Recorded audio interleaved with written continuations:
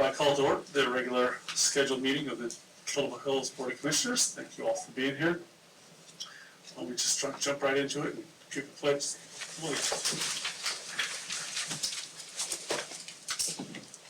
Pledge allegiance to the flag of the United States of America, and to the republic for which it stands, one nation, under God, indivisible, with liberty and justice for all.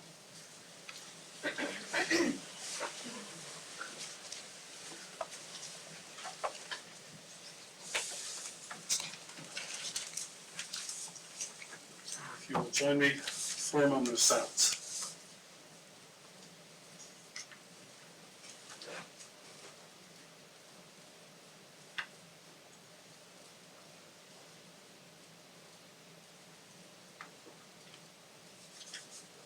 Thank you. See everybody. Of course, the agenda was in your packet, so that's the first item of business is approving said agenda. Any thoughts? I'll make a motion to approve the agenda. All right, we have a motion on the floor, and I'll second that. And you're a second. Any further discussion? Hearing none, all in favor, please indicate by saying aye. Aye. And any noes? I guess that carries unanimously. First item of business is our public hearing, so I will commence with Thank you, ma'am. the legal disclaimers. So, and I'm going to give those disclaimers right now. All right. There will be a public hearing conducted this evening by the Kildover Hills Board of Commissioners. The following rules of procedure will apply to this hearing. A public notice of this hearing was published in a newspaper and posted on town bulletin boards in accordance with statutory requirements for the subject matter. A copy of this notice has also been filed with the town clerk for entry into the official record of the hearing. The town clerk will record all oral comments in a concise and brief manner. Written statements shall be recorded in a similar manner and made part of the record of the hearing and shall be submitted in full to the town clerk. Citizens have also been invited to submit public comments via email. And that email address is info@kdhnc.com. Any electronic submission shall be included in the hearing's record. Please limit your comments to matters relevant to the issue and to a time period of 3 minutes. A 5-minute exception will be made if there is a spokesperson for a group or if your statement is submitted in writing to the town clerk. All speakers must come to the microphone so that your statement can be taped. There will be no debates, and please identify yourself and your address when you come forward. So the public hearing will please come to order. And this hearing is called for the purpose of the Kildover Hills Board of Commissioners to consider the following. A zoning amendment request, Chapter 153 zoning, 153 Tag 181B, setbacks for mixed-use development, dwelling and business. Request to modify setbacks from mixed-use development to commercial standards rather than residential standards. Sign up. Nobody has signed up, so I'll give it 1 sec, but it doesn't like a very big crowd tonight. Does anybody want to speak from the audience?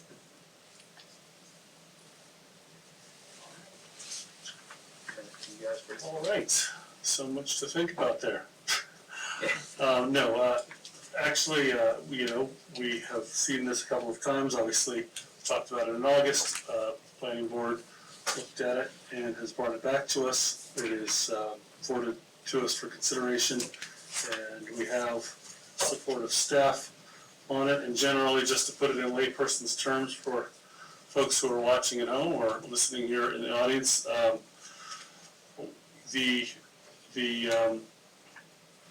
we're really basically just talking about the backyard setback, right? Most of the places we're talking about between the highways is commercial anyway.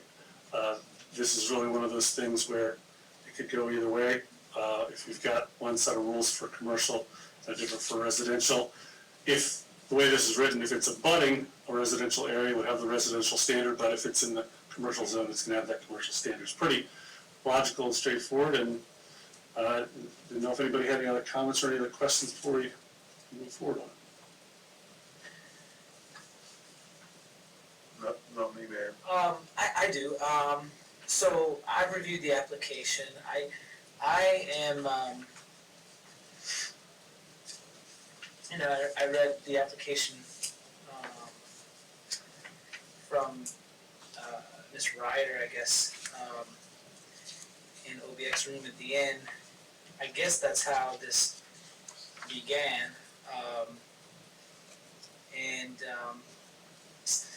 She lists as justification for the amendment the idea that relaxing restrictions on mixed-use buildings containing residential component can increase the likelihood of much-needed affordable housing.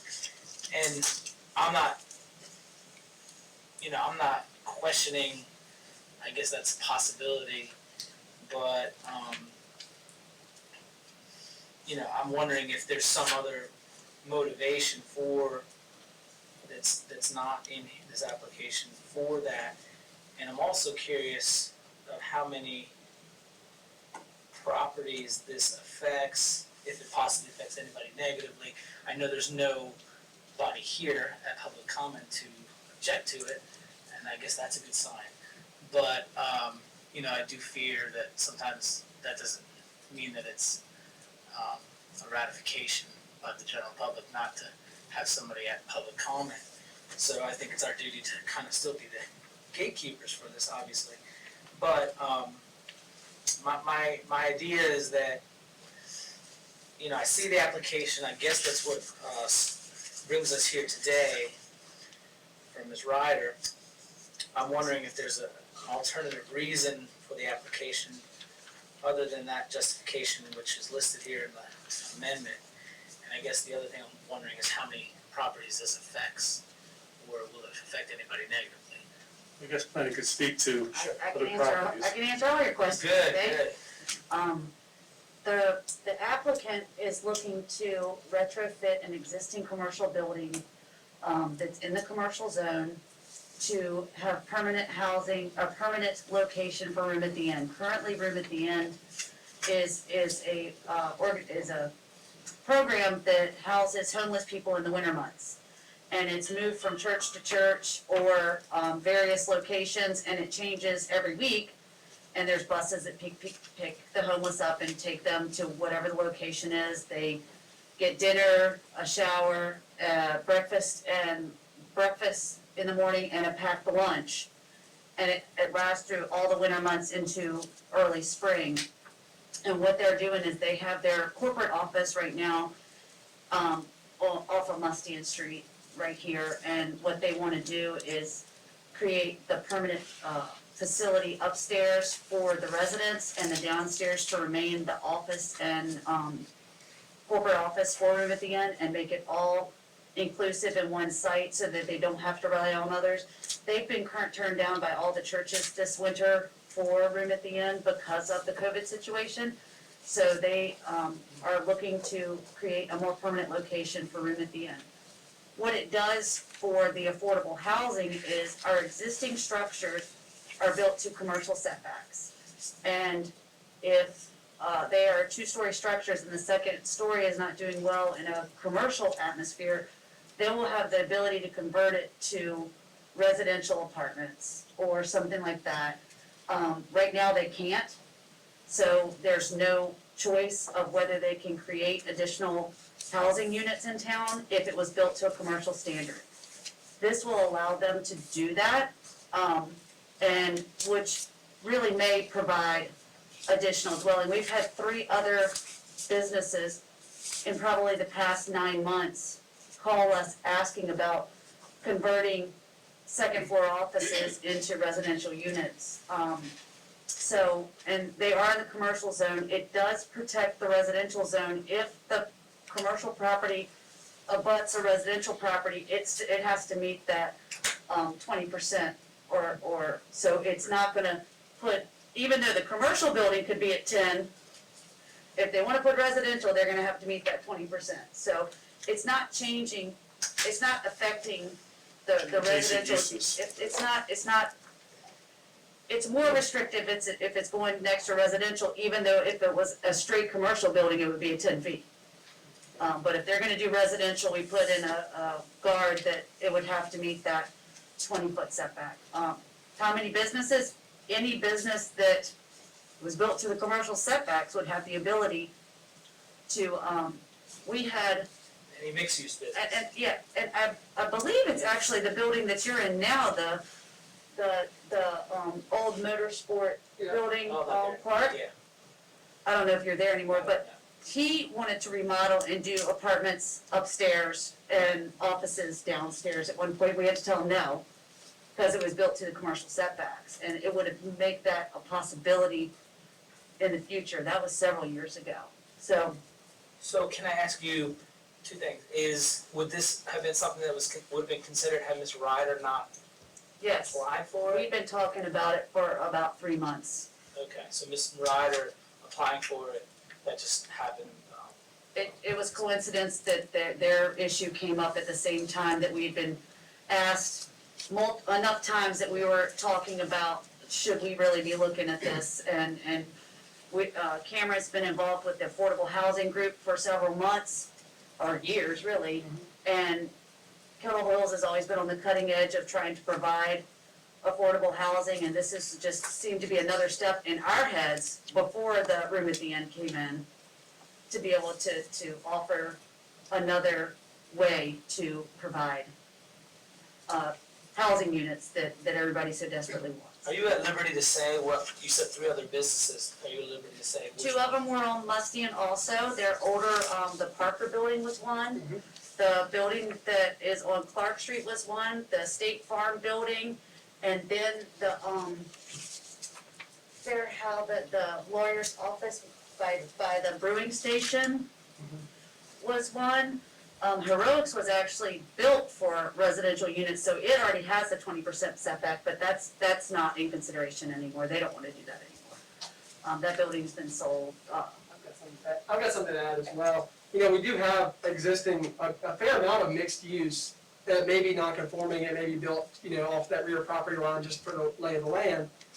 You know, above Tyroom, that shopping center, above Ashley's Espresso Parlor, above Mom's Sweet Shop, they actually barely met the setback, but they could do it last year, and we've had no complaints, you know, on anybody, you know, having an issue with mixed use being a part of that. Actually, most people probably wouldn't even notice that it's there. Outer Transit has it.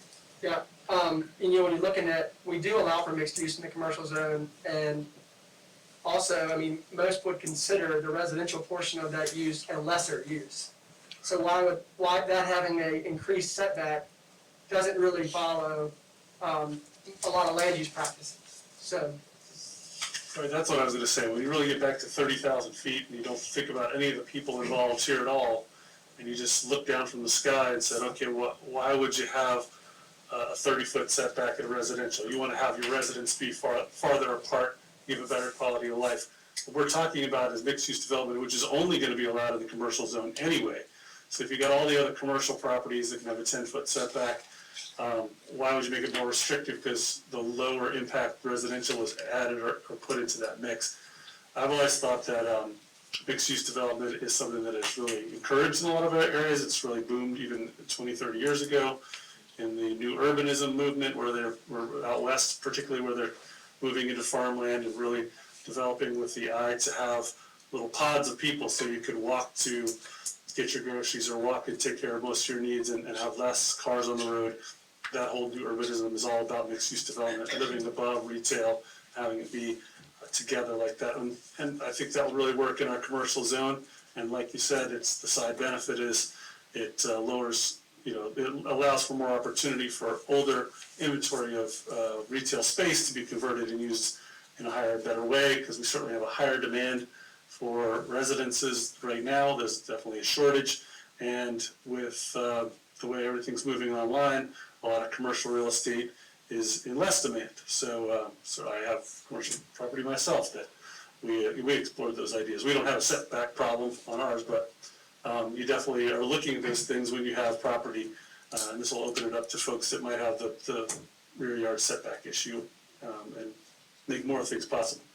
And one other thing to add, I mean, we're talking a lot of redevelopment, right? Is what we're referencing a lot, but it also is much more enticing for a new development. Correct. If you're not being shoehorned quite as much per se, to have the possibility, you know, it might be, I don't want to do mixed use because it's not gonna fit at this site, but maybe it will now, and they can They provide don't some. wanna lose Right, that 'cause 20 you- feet. And a lot of times it is employee housing or, you know, year-round housing. It's not really as enticing as a year-round. as a seasonal rental. But So- it gives you a bigger building envelope, right? It does. Yeah, it gives you more It does. possibilities on the site. And you still have other things, for safeguards, lot coverage, landscape buffering, and those sorts of things that are along with commercial development, to still have those buffers Right? to separate people and separate uses. And you end up with a little bit higher density, which allows it to be lower cost per square foot for the resident, hopefully. In zoning, how did it become mixed use why is it not commercial? Why was it not, like in the history of the Well, commercial is used for commerce only, and Yes. mixed use means there's a mixture of commerce and some other use, and this use would be residential. Yes, I understand that, but what I don't understand, Why was the rule set the other way before? That was, I looked back in the ordinance, and it was in the 1986 ordinance. I would be hard pressed to tell you why in 1986 the board at that time did that. I designated some mixed use, okay. I don't know, I mean, maybe it It was wasn't something, arbitrary? maybe it wasn't something the board at the time was encouraging, maybe that wasn't the vision they had for Killable Hills. I can't go back and, the minutes are not super clear, but it was in the 86 ordinance.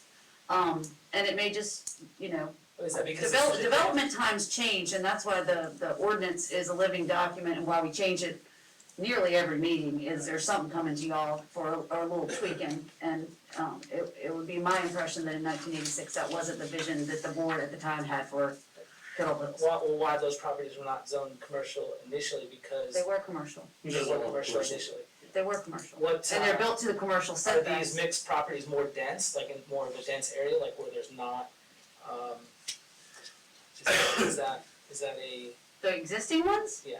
Some of them are extremely old. They exceed the 1986 ordinance, and I also can't answer exactly, why they built the way they did. The Tyrone property's been there rules in for general, since the 70s, and,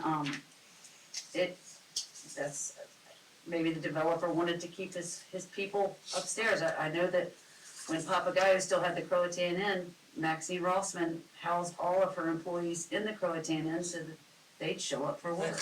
And if they didn't have a place That's to a live good reason. anymore. That's a good reason, yeah. And yeah, both in the commercial setback section that I pulled up on the screen, there's the section B that says buildings erected for mixed use, both dwelling and business purposes shall abide by the setback requirements of the RH zone. And then they go along and say, buildings erected in the commercial zone for commercial purposes exclusively shall comply with the following.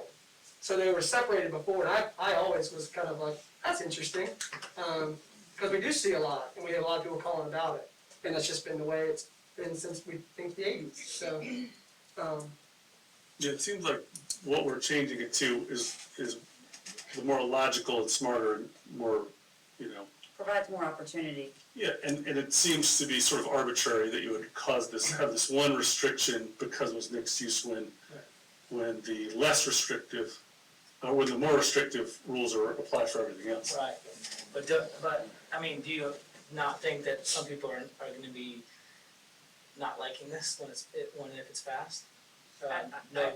Adjacent, we don't have anybody here, I know, but do you think that anybody's gonna be adversely affected by this, that they're not gonna be No, sir. affected by this? Not anyway, I do not think that there will be ill effects. that's good to know. I mean, most of these mixed use, let's say it's a mixed use dwelling in a commercial building, their neighbor is gonna be a fellow commercial builder.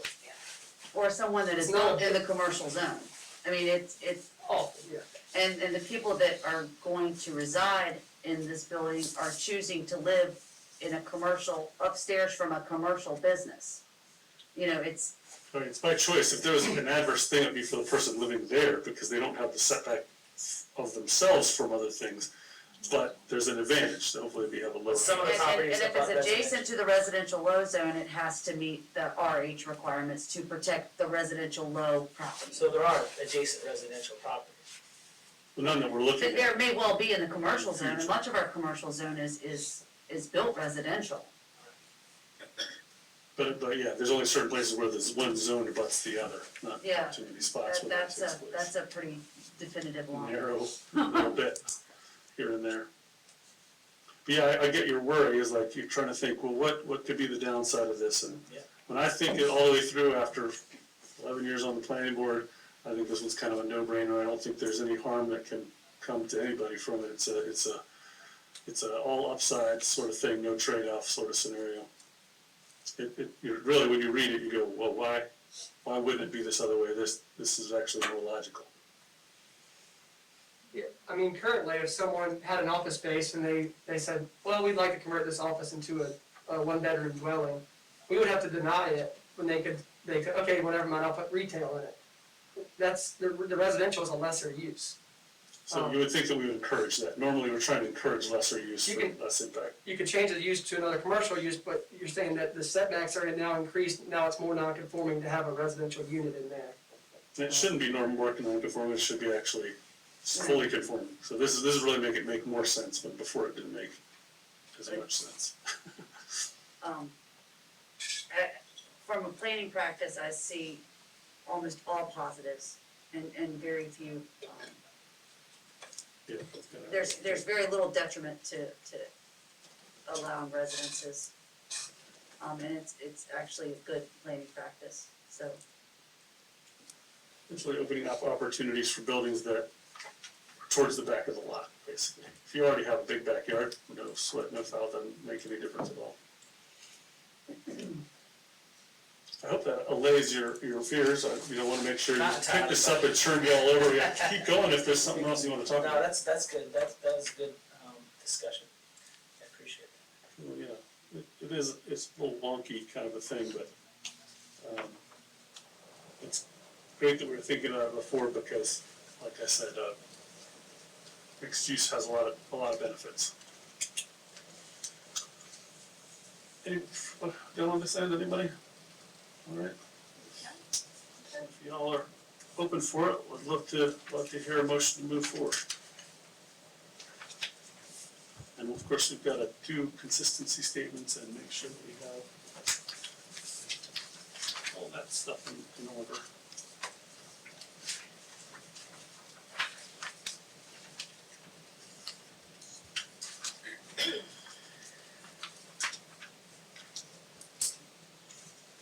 Just the water. Yeah, just the water, yep. Mayor, I'll make a motion of approval.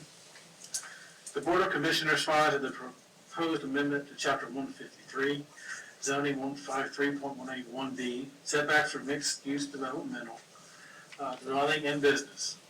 Request to modify setback for mixed-use development to commercial standards rather than residential standards is consistent with all the comprehensive plans or other official adopted plans of the town of Pittable Hills that are applicable, that the amendment is reasonable in the public interest because it approves diverse types of housing, or promotes diverse types of housing. Thank you, sir. We have a motion on the floor about the zoning amendment. Do I hear a second? Second. Second from Ivy. Is there any further discussion? Hearing none, all in favor, please indicate by saying aye. Aye. Aye. Any opposed? Nay. And one opposed. All right, motion carries. Thank you for the great discussion on that.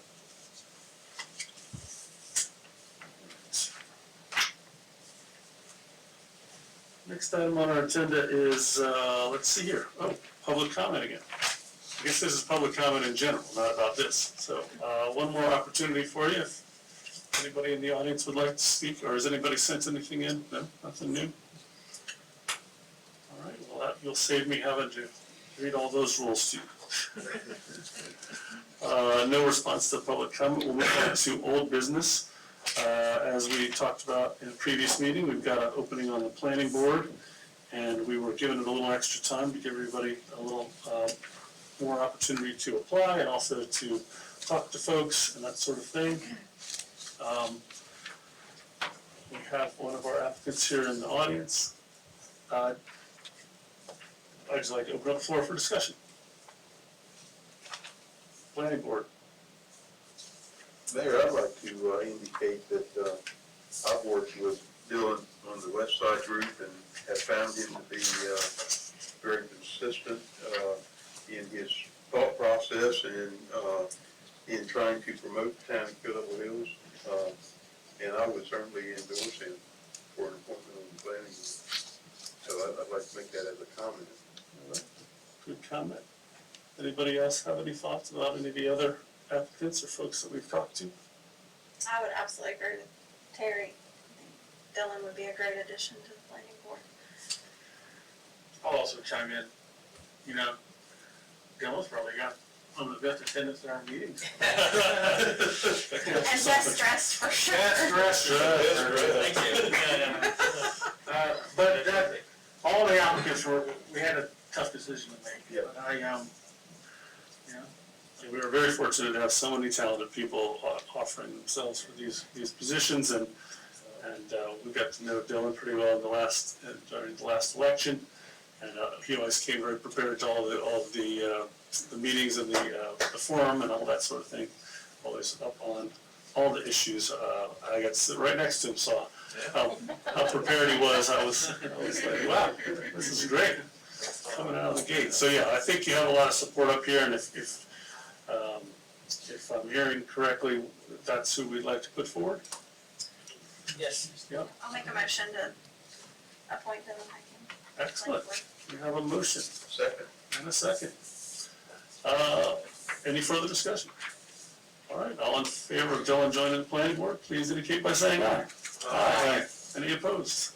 Unanimously, welcome to the planning board. Thank you for serving. We really appreciate it.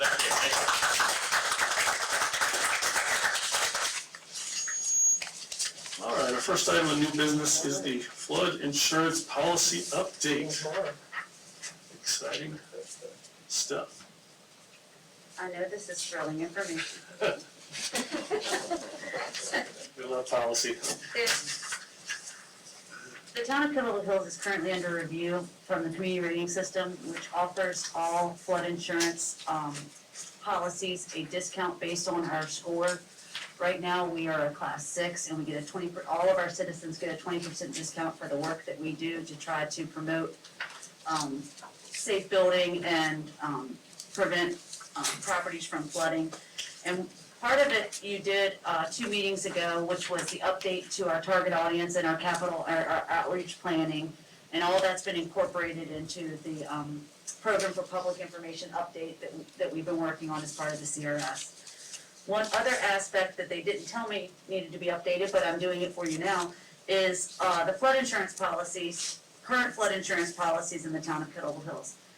It is a blessing in disguise in that we have started a really strong campaign for people maintaining their flood insurance based on the new maps and everybody going into an X zone. We're really pushing hard for people to maintain their flood insurance. This data, the most recent data we can get is from March 24th of 2020. So when we get it next year, we'll really be able to see how effective our outreach was and maybe where we need to do better as part of our program for public information. But just to give you a quick rundown, since 2015, the number of policies has increased in the X zone about 13%. We like to see that number. Since 2015, the AE flood zone have decreased 29%. I cannot explain to you why. If you are not a federally funded mortgage, you do not have to have flood insurance. But if you have a mortgage, you're mandated to have flood insurance. So the only thing I can guess is in 5 years, a lot of these houses moved out from being under a federal mortgage, or they went private with Lords of London for flood insurance rather than doing it through the mortgage system. So there's 2 possible variations, that they still have flood insurance, but it's privatized versus the federal, which you can do.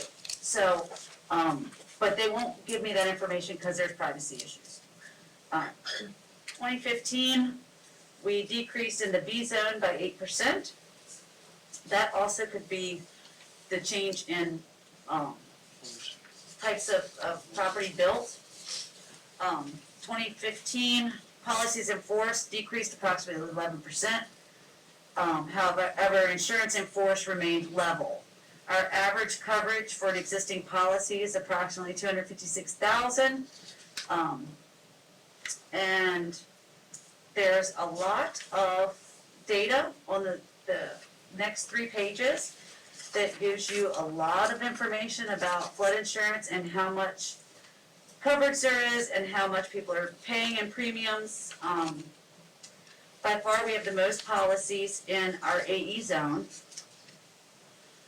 Still, probably 1,000 more than any other zone in town.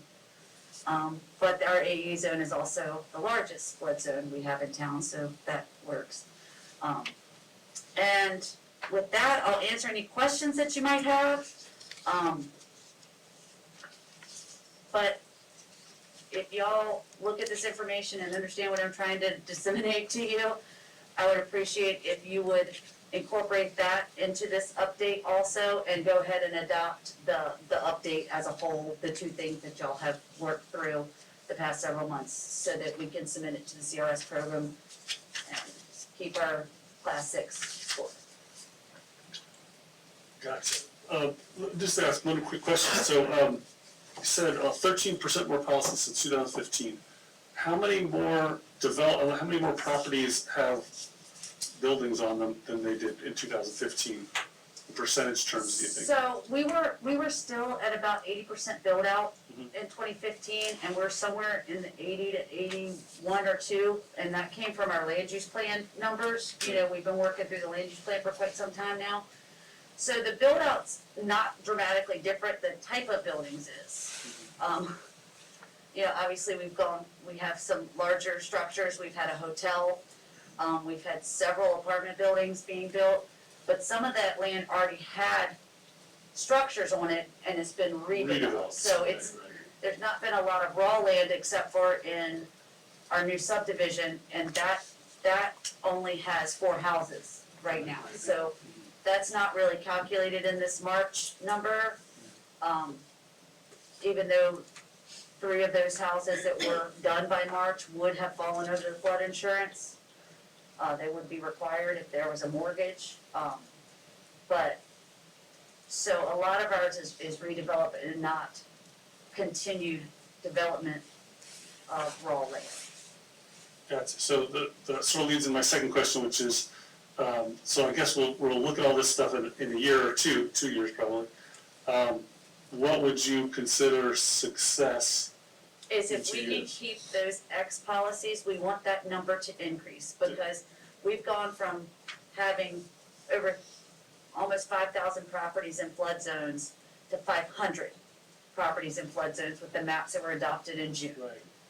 We put in safety, we put in local elevation standards to protect those properties construction-wise. They've got to build to an elevation, they have to flood proof. If they're not, they're limited what they can have below our local elevation standard.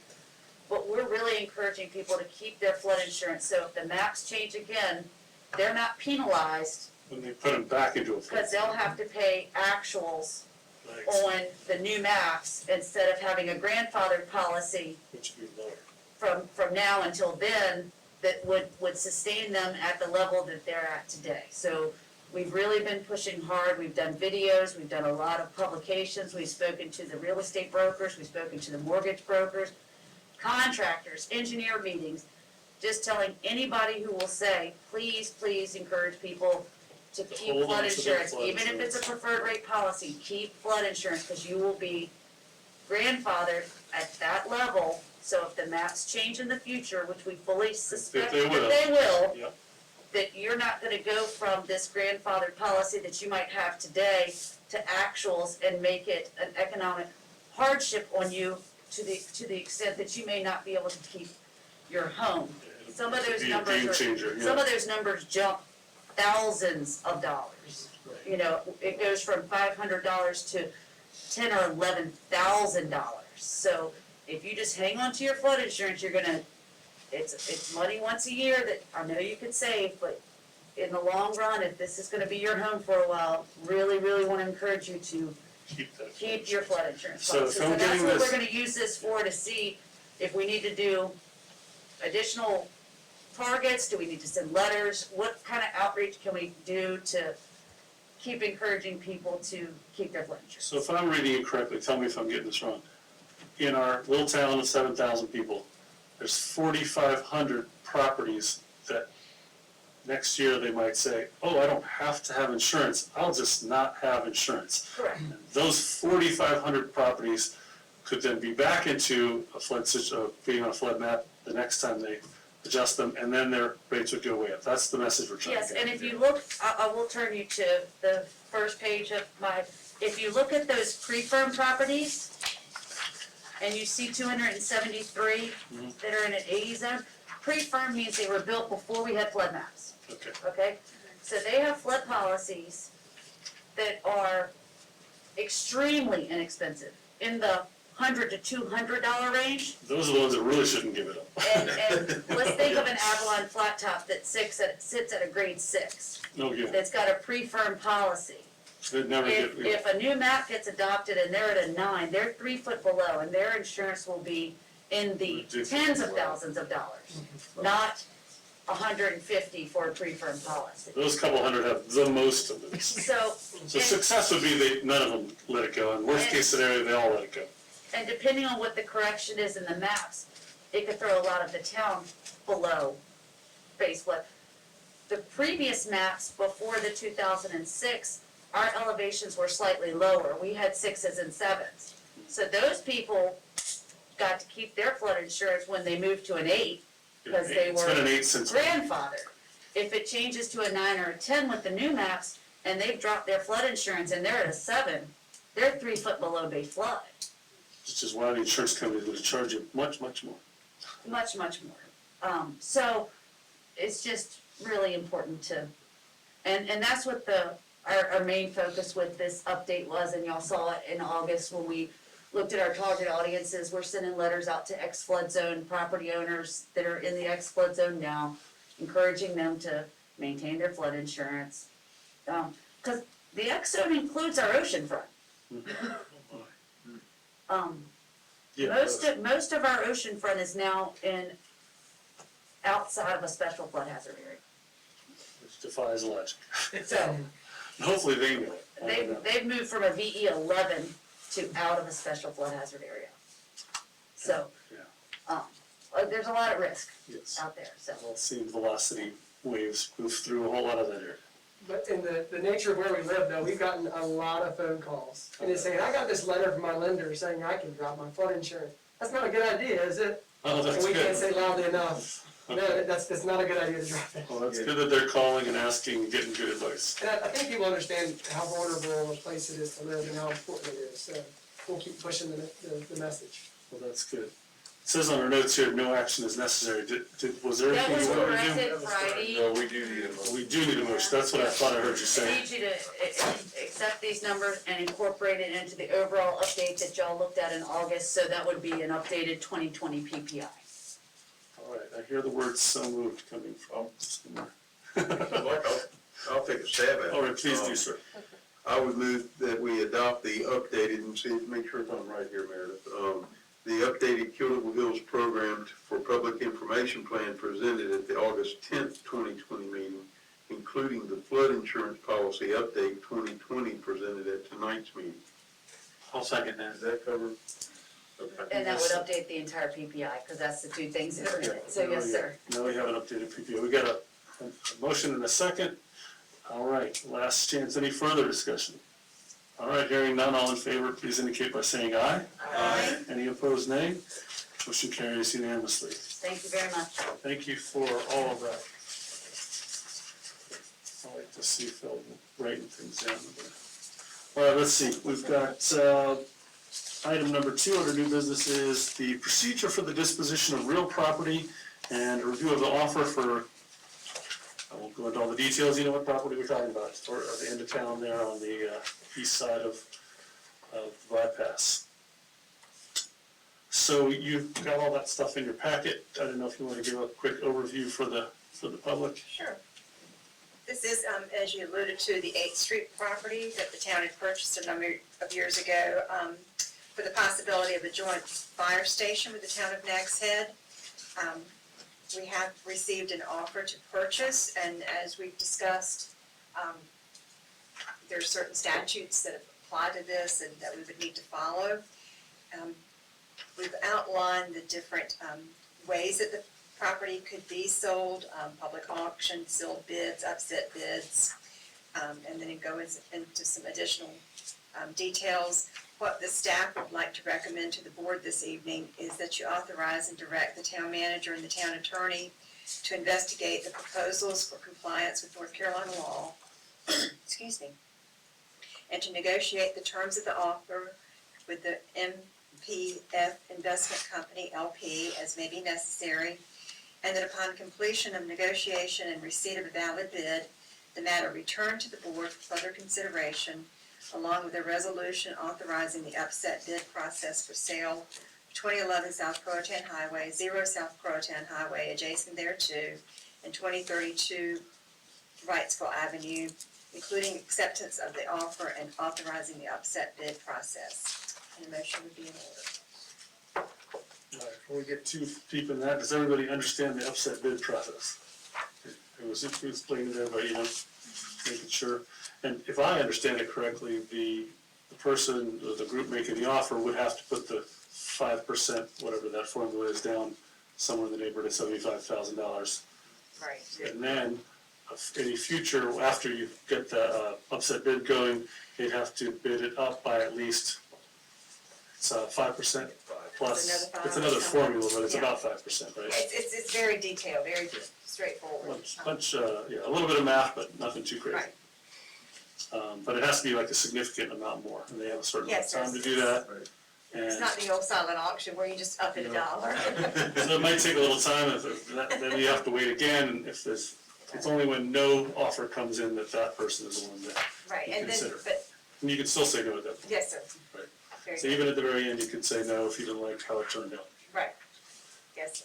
All right, so hopefully that kind of glanced over the top, but I didn't want anybody to go in it not feeling comfortable with the process that we're talking about. Any other questions or thoughts about this? I guess the tax value on the land is about $500K, and the offer is about $1.5 million. The purchase was, am I getting that wrong?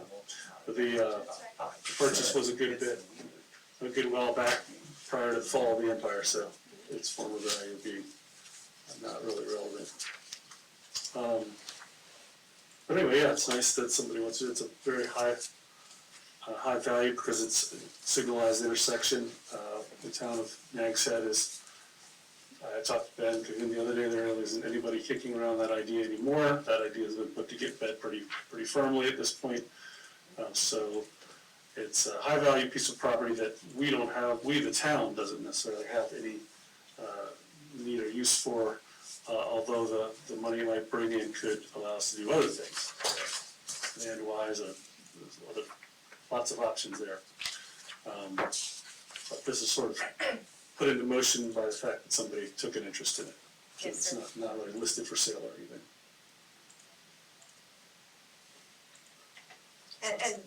And if I may just Please. interject, it's not the first interest that we've had, but I would say that it's the Formal. first interest that we've had at a time that we've recognized that the idea of a joint station.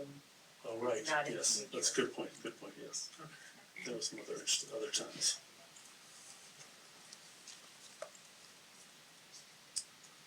See some gears turning, but When they're words. yeah, no need to move too quickly here, just want to make sure we're thinking it all the way through. Sorry. That was not I want to appreciate, I want to Only by the time it gets the West Coast. digitally still. Yeah, it's an excellent Thanks for job, going the way you wrote this out, and I appreciate that. Yeah, I agree, it's very, Yeah. and Mary did a lot of research, on this. It's been a long time since we've sold, town property with the old, where the restaurant by George's. So we all had to do some homework. Yeah, very, very good job. And if anybody wants to get a watermark on it, just pass it to them. Yeah, that was good. Pretty smooth there. We can believe that by the time it hits the West Coast. The West Coast folks are gonna be like, my apologies to the children in the audience. Oh my goodness. It's a nice coaster, but it's really wobbly. very absorbent, but Well, wait. stable. Okay. Well, the discussion, Mayor, I'll take a stab at it. Again, I would please. move that we authorize and direct the town manager and town attorney to investigate the proposal for compliance with North Carolina law and to negotiate the terms of the offer with MPF Investment Company, LP, as may be necessary, and that upon completion of negotiations and receipt of a valid bid, this matter is returned to the Board of Commissioners for further consideration, along with a resolution authorizing the upset bid process for sale of 2011 South Croatan Highway and 0 South Croatan Highway adjacent thereto, and 2032 Wrightsville Avenue, including acceptance of the offer and authorizing the upset bid process. Couldn't have said it better myself. Does that do it for you? Okay. There's a motion on the floor, and a thumbs up from the attorney, and a second down here on this end. All right, any further discussion? I promise I will not swear. All right, hearing no further discussion, all in favor, please indicate by saying aye. Aye. Any opposed, nay? Motion carries unanimously. Thank you. Is it in All right. Thank you. Thank you again for putting all that together. It's a lot to go through, and I definitely learned a lot too. Very good job. Next item on our agenda is committee reports. Any committees down here? I know you had something you mentioned to me yesterday. Yes, the Community Affairs Commission, we met last Thursday, October 8th, was the first time that we had got together since the COVID situation began. And, we're kind of hitting the reset button on what we've been doing. We had our 2 long-term programs in the past, the Kick Butts campaign, which helped install the cigarette butt receptacles at our beach accesses. We also had the Bag Smarter campaign, which encouraged people to still use recycled shopping bags when they had in retail locations. So we also realized we didn't have trash attack last spring. And, and we haven't, personally, I haven't noticed the same amount of organized beach cleanups that we had seen in previous years with everything going on. So out of that meeting, we decided to try to organize a couple smaller informal beach cleanups in November. We picked out the 14th and the 28th as days we'd roughly like to do it. This is still in the planning phases, so more information will be to come. But we're nowhere near the size of trash attack. We don't want it to be that big. We just kind of want to have we'll take a beach access. People can come out, they can get a grabber, they can get trash bags, they can get the nice thick gloves for picking up trash. And then they can go wherever they want that they feel needs the most attention. We don't really want to look at certain spots. People kind of know where the issues are that need to be addressed, and then we would work with Steve and somebody to try to pick out like a good drop-off location that is most convenient for the town. And doing all this, try to avoid any type of crowd in one spot at all possible. We just have a pickup spot, drop-off location. We also still want to promote it. We want to get some volunteers out there and hope for the best. So it's a nice way to kind of get things. I reached out to Leslie Vega from the Surf Riders Foundation and had a very enthusiastic response. So we've looped her in. As some of you may know, Leslie does the 5-minute beach cleanups. We learned from her. It was a pretty successful program she did. We want to keep it small and efficient and safe. But that's our plan. That's so great to hear. Yeah, fantastic. Just piggybacking on that, I'd say it was nice to see in the packet the notes from our retreat where we talked a lot about community appearance and things that group might do. They always do great work no matter what they decide to pick up and run with. We talked about beach access is a good bit and ways that get the public more involved in sprucing them up and taking some pride in them. And us doing some work on the capital improvements that need to be done here and there. So it's exciting to see that all come together. Are there any other committee reports anybody had thoughts on? No, sir. All right, here none, we'll go on to Commissioner's agenda. Let me start on this end this time. Mayor, Commissioners, I'd like to talk just a little bit about a recent event that happened in not only our town, but other towns and the county in general. And this was the OBX Rod and Custom Car Show Festival. They had probably about 400 entrants or participants in that event. And this year the event was a cruise event at various locations. They complied with social distancing by placing signs up and hand washing stations and so on and so forth. And where they could not do social distancing, they encouraged people to wear masks. In all the buildings, they were, of course, were required to wear masks anyhow, or face coverings. The beneficiaries this year were two nonprofit organizations, the Children and Youth Partnerships and the Dare County Motorsports charity group. Last year, both of these organizations received over $7,000 to help in their charity operations, and it was a huge benefit. I know because one of the nonprofits is mine, and it helped quite a bit. This year, the amounts will be a lot greater. They're going to be huge because I think that they almost doubled the participants. Oh, And the beneficiaries also in this effort were the local businesses and the general public. I heard a lot of comments in the positive from the general public about how neat it was to watch the cars. And there were a lot of pictures that general public posted on Facebook showing the cars and their kids playing with the cars and looking at the cars and so forth. And the businesses, I've heard from a lot of businesses that it was a good shot in the arm for the local economy, to have that extra money coming in. They had folks that came from South Dakota, Montana, Texas, Pennsylvania, New York, New Jersey, Alabama, Georgia, Florida, and even had someone that came from Missouri. So they came from all over the country to participate in the event. And Garage Band Charities, who put it on, Michael Tillett, Richard Quidley, and his wife Brenda, and Sarah Holt. And I'm sure they'll do as they did last year. They'll come and fill us in and thank the police department and all the town staff that helped with the event. But I wanted to express that it was a very, very nice event, and a lot of people were excited about it. They did a great job, and we looked good. yeah, great.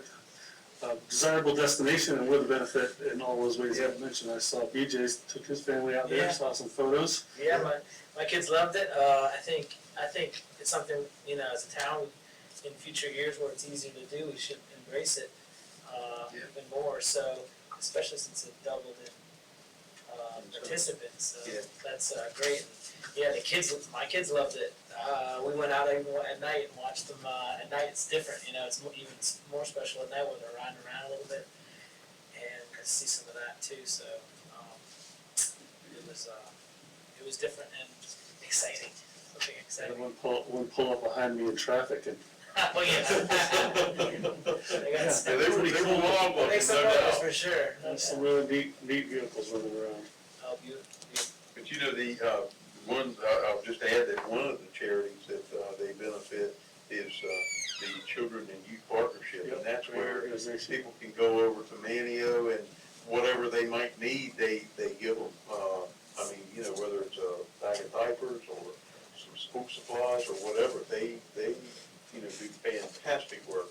And of course, my nonprofit, we do Sprinkles Christmas, and help the underprivileged children. So it's a very good cause, and like BJ said, we should all embrace it.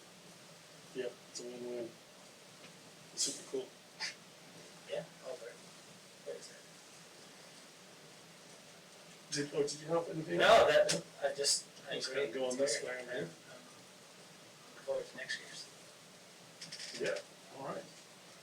Ivy, did you have? No. anything? I have just a question kind of for us as a board to discuss. We have had several discussions recently around parking all throughout town and some of the various issues that have popped up around that. And a lot of our, we've had a lot of growth in the last few years, and we have some somewhat dated parking ordinances. And is there interest among our board to kind of take a deep dive in our parking ordinances to look for some updates that could be of benefit to all of zones around town and people in general? It's just looking at some of the issues that come across my plate, other folks have had, it may be worth discussing. So this one, as a group, how we feel about that. Well, I certainly, for one, be interested in that. I think that's a good idea. I think, there are some places with ample parking, and maybe some of those parking requirements are, need to be looked at, let's just say that, so. Topic near and dear to my heart. I don't know if you know this story, but my first interaction with being on a board was a parking committee down in Kettle Hills. And what year was that? Probably 2002 or something. But yeah, that was my first little bit, and that one thing led to another from there. I never know. Talking about parking. Yeah, we've had a lot of, there's a lot of innovation that's happened since then. The parking that I guess the Captain George's folks put on a side street that I don't really know all the backstory about how all that happened, but being able to encourage those sorts of creative thinking, and then also thinking about the beach access parking, because there's not a lot of land left, and if there are opportunities for us as a town to provide more public parking, we need to look for those now before those opportunities go away. Certainly worth looking into. I'd love to know what staff had to say over the last few years about, they hear a lot of things that we don't hear of. People say, well, I want to do X, Y, or Z, and they can only say, no, we can't do that right now. But maybe they have some ideas of things that would be helpful for, or possible if we just, looked at the rules from a different angle. Yeah, there might not be anything there, but it's certainly worth looking into, so it's a good topic to bring up. Perhaps, as a place to start, Mhm. we come back to you in the November meeting with the parking ordinance, obviously, and then some of the conversations, like you just said, that the planning department have had. Certainly any that you have had, if you would share with us, we could include those. We just have a general discussion so that staff gets an idea of specifically what you'd like to take a look at, so that they can get their arms around something to present to the planning board, because it would go through the, if I'm not mistaken, Meredith, it goes through this process. But I think that'd be a good place to start, so that we could just hear from each of you what you'd like to see different or changed. And Commissioner Windley and I've had a little bit of discussion about it. I think any of us are more than happy anytime we don't have to pave over all of the sand to accomplish the same goal. We'd like to see that, so I think it'd be a good place to start the discussion. Yeah, outside of places like Charlottesville and other places where they had a sort of a center of town that wasn't being utilized, and they closed off a street and made it a walking area by putting in a parking garage, and it revitalized the whole area. These are things that might not be applicable now, but we, maybe you just think long in the 10 and 20-year time range of what do we need to make a pathway so that people can be creative about development that would encourage walking and biking, and maybe shared use of parking, things we don't currently allow that would be more efficient, and maybe allow fewer parking spaces overall, but never have somebody running out of space and causing a problem. That's why we have these rules, so you don't have a business that has 100 customers and 50 parking spaces.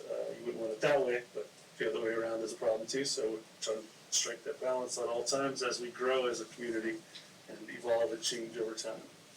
Living document and all, right? Super, well that sounds great, and like you said, take advantage of that thought process for the month, pass things on to staff during the month, and we'll revisit again in November, rather, August, where am I going? Yes, thank you. All right, is that all I had? I'm good. All right, super. Mayor's report, before I forget, I'll say that November is Alzheimer's Disease Awareness Month. We'd like to bring that up there on the screen, yep. To heighten awareness in our community, as President Ronald Reagan said, Perhaps it'll encourage clearer understanding of individuals and families who are affected by 5 million people, expected to be up to 13 million by the middle of this century. It's number 5 or 6 killer of Americans, and it affects like so many people. So many of your neighbors and friends or family are dealing with that terrible challenge. And hopefully, with interest and attention to it, we can get more money heading towards research to try to find some solutions. I did want to touch on one other topic that I had a lunch meeting. We finally got back to having a mayor's lunch with all the other mayors. Met up at Duckwoods Country Club, and we were able to sit around 6 feet apart with our masks outdoors. It was a perfect scenario for that gathering, and they have a new chef up there I highly recommend. But I did get a little, we talked about a number of things about the money that came in this month, $1.66 million towards nourishment. That's the joint project that we're working on together. And so a couple of those other towns also received that money in the same grant cycle, so that's exciting news. Let's see, what else did we talk about? I did get a chance to talk with Ben Cahoon briefly about Fresh Pond, because I know that had come up in discussion. He was saying that, there aren't a bunch of people in Nags Head coming to him saying, I want X, Y, or Z to happen, but if that did happen, that they would be certainly open to whatever their constituents, their citizens would be interested in. And I think there is some awareness that the folks that live in that general area have a wide variety of views on that, and so those should be taken into account. But there's no proposal on the table, but if any proposal is worth looking at, and I will certainly bring it up with Ben Cahoon, and so we can see where that might be able to go. We were just in the kicking around ideas phase here, obviously, but learning more about the backstory and all that sort of thing. There's a gun range over there. There's a bunch of rules with that, and we got to find out all the rules. But I just want to let you know that we talked about it, and there wasn't any big pushback like, oh no. It was like, well, let's see what's possible. I don't think anybody's talking about any big development because there really isn't a lot of access. There's nowhere to park. No. So you just have to know that it's sort of limited in its possibilities because of those constraints. Just as there isn't any developable land directly adjacent to it. But there are miles and miles of hiking paths off to the west that might be incorporated if we could approach the issues about fence and all that sort of thing. But anyway, it's not dead in the water. It's just moving along, pricking along slowly. We'll see what comes of it. Can I say, I'm excited about that idea. I've independently polled people and talked to people that are excited about it. Of course, I'm sure there's a few people that wouldn't want it, but I just think it's one of the biggest shames that it's completely fenced in at this point.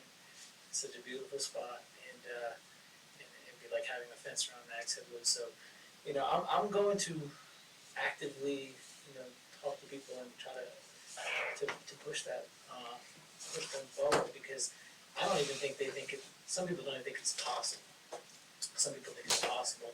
Some people don't want it, of course, but I think the majority of people I've spoken to don't understand why it would be so shut off any longer.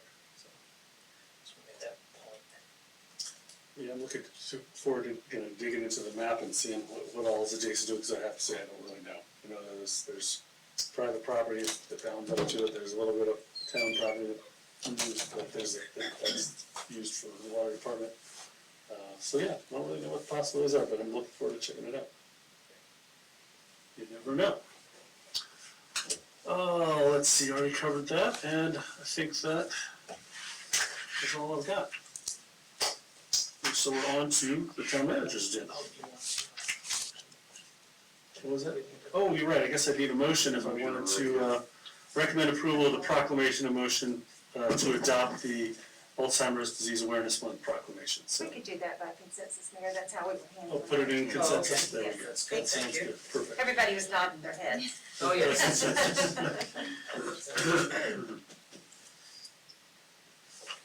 So again, we'll move on to the mayor, to the town manager's agenda. No, sir, nothing this evening, thank Nothing you. Okay, so we've got the town attorney's agenda, Mayor, I've got nothing. Thank you. and then we will get to the consent agenda. Yes, sir, thank you. First item is the minutes from the September 14th, 2020 meeting and the board's retreat on September 19th, 2020. The August 2020 monthly report, budget amendment number 4 to allocate monies received from the U.S. Department of Justice for the purchase of bulletproof vest. Number 4 is a partnership organization annual report. This is from the Negs Head Woods Ecological Preserve. Aaron Hall, the Northeastern Regional Steward, has submitted the 2019-2020 annual report highlighting the operation of the preserve.